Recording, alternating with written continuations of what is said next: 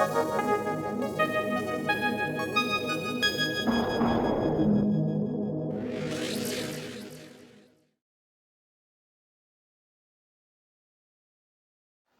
वालेकुम। आप देख रहे हैं यूट्यूब चैनल बे से बातें और मैं हूं बिलाल अहमद खाकी। हमारा आज का मौजू जो है वो इंसान के हवाले से है। दुनिया में इंसानों की दो बड़ी किस्में पाई जाती हैं। एक किस्म वो है जिसको हम इमोशनल कहते हैं और दूसरी किस्म वो है जिनको हम लॉजिकल कहते हैं।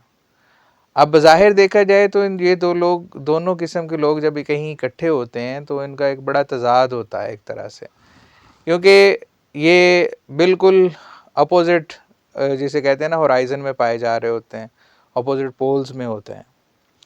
मगर एक मज़े की बात यह है कि इन दोनों का यकजान होना ही इस दुनिया के अंदर बड़ी बड़ी चीज़ें, बड़े बड़े कारनामे कराने का बाइस बना है।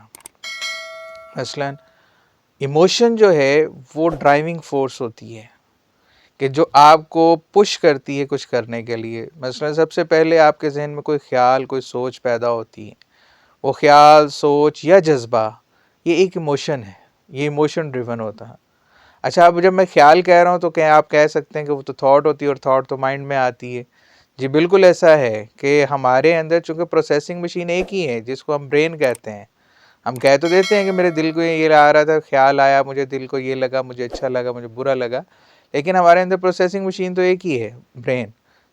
डाटा सारा हमारा वहीं पे होता है। ये अलग बात है कि उस डाटे के अंदर कैटेगरीज बनी हुई हैं, कुछ लाइकिंग डिसलाइकिंग की बुनियाद पे होता है, कुछ लॉजिक की बुनियाद पे होता है, ठीक है। और इसकी फर्दर भी बहुत सारी वजाहत है, लेकिन वो मेरे फील्ड नहीं, मैं उसमें नहीं जा रहा। दूसरे लोग वो हैं जो लॉजिकल हैं। लॉजिकल वो लोग होते हैं जो ज़्यादातर हर चीज़ में ये देखते हैं कि उसका कोई मंतक क्या, उसको क्यों करना चाहिए किसी काम को। तो जैसे इमोशंस जो हैं ड्राइविंग फोर्स हैं, तो जो लॉजिक है वो कंट्रोलिंग फोर्स है या वो मैनेज करने वाली फोर्स है।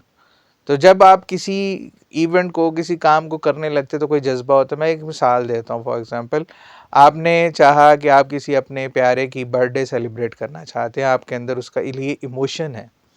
अब जब इस इमोशन को आप प्लान करेंगे कि अच्छा उस बर्थडे में क्या होना चाहिए, कितने लोग होंगे, कि कितना खाना आना चाहिए, कितने उसका खर्चा होगा, कहाँ पर होना चाहिए, ये सारी अरेंजमेंट्स जो कर रहे होंगे ये आप लॉजिकली कर रहे होंगे, क्योंकि उसमें कैलकुलेशन भी होगी, उसमें मैनेजमेंट भी इस्तेमाल हो रही होगी।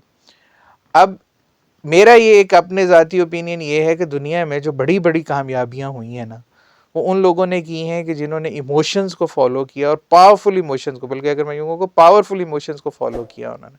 यानी कि वो एक इमोशन वो होता है कि जो बिल्कुल एक नॉर्मल लेवल का है, उसकी इंटेंसिटी इतनी ज़्यादा नहीं है, और एक इमोशन वो है कि जो बहुत पावरफुल लेवल का इमोशन होता है।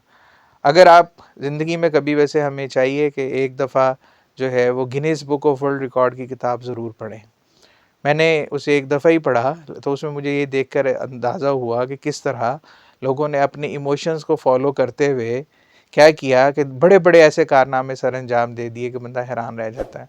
जैसे कि उस वक्त जब मैंने पढ़ा था तो उस वक्त दुनिया भर का वर्ल्ड चैम्पियन जो चेस में था, यानी कि शतरंज में, वो 12 साल का एक लड़का था।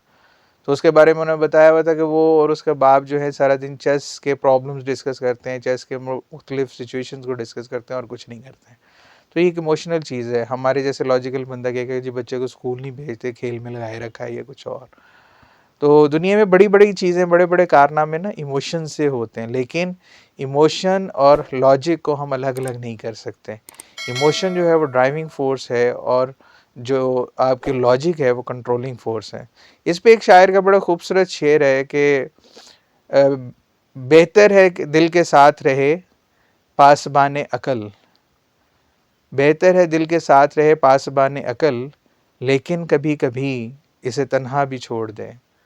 तो इमोशंस और लॉजिक के अंदर हमें इन दोनों को यकजान करने की ज़रूरत है। और इस व्लॉग का एक मैसेज जो है वो ये बनता है कि ये जो दो एक्सट्रीम्स हैं इमोशंस और लॉजिक की, हमें इन दोनों को साथ लेकर कहीं दरमियान में लाकर एक हार्मोनाइज़ करके लेकर चलना होता। यही हमारी ज़िंदगी की अहम ज़रूरत है। कहीं पर हम इमोशंस की तरफ ज़्यादा चले जाते हैं तो हमें उसे वापस थोड़ा सा खींच कर लॉजिक की तरफ लाना होता है।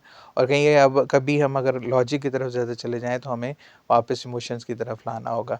जैसे अगर ये दोनों एक एक्सट्रीम पॉइंट हैं, तो ये जो सेंटर का जो गैप है ये उनका बैलेंसिंग पॉइंट है।